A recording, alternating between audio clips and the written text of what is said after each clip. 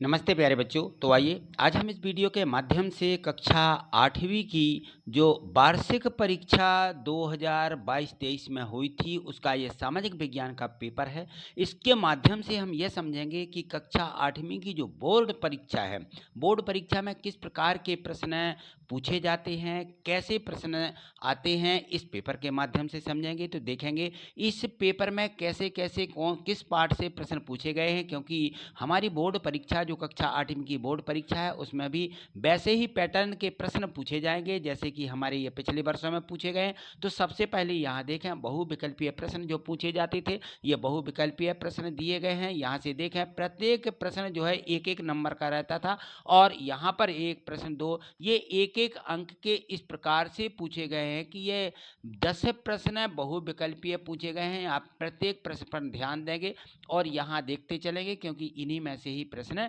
बन रहे हैं, पूछे जा रहे हैं। तो देखिए प्रश्न 1 हुआ, ये प्रश्न 2 हुआ, ये बहुविकल्पीय प्रश्न है। एक प्रश्न दिया रहेगा और इसके 4 विकल्प रहेंगे, उनमें से जो भी सही होगा इसको यहाँ पर लिखना पड़ता है, ठीक है। तो आप इसको समझते हैं कि यह हमें क्या करना बहुविकल्पीय प्रश्नों में। यहाँ देखें प्रश्न इसी का तीसरा प्रश्न है, ये तीसरा है और ये चौथा प्रश्न दिया गया है और यहाँ पर देखते चलें ये पांचवा प्रश्न और ये दिया गया है यहाँ पे छठवां, सातवां और आठवां, नौवां प्रश्न। इन सभी प्रश्नों को आप अच्छे से ध्यान देकर के देख लीजिए। तो ये प्रश्न दिए गए हैं 9 और एक ये प्रश्न यहाँ देखें 10वां प्रश्न। ये एक एक अंक के प्रश्न वर्ष 2022-23 की जो परीक्षा हुई है उसमें पूछे गए हैं।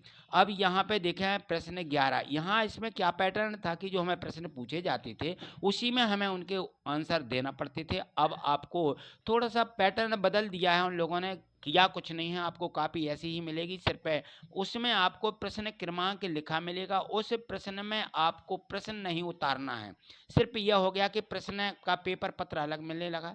तो इसमें हमें इसी के यहाँ पर लिखना, वैसे ही पैटर्न हमारा अभी भी रहेगा। इस प्रकार से आपको जो कॉपी मिलेगी उसमें इस प्रकार से 3-4 लाइनें उसमें दी जाएंगी और उसी में आपको प्रश्नों को लिखना पड़ता है, ठीक है ना। यहाँ देखें प्रश्न 12वां दिया, प्रश्न 13वां दिया है, प्रश्न 14वां, इस प्रकार से आपको प्रश्न पत्र दिए जाएंगे और ये जो प्रश्न हैं इनको आप जरूर एक बार अच्छे से लिख लीजिए, इनको पढ़ लीजिए, हो सकता है इन्हीं में से प्रश्न पूछे जाएं।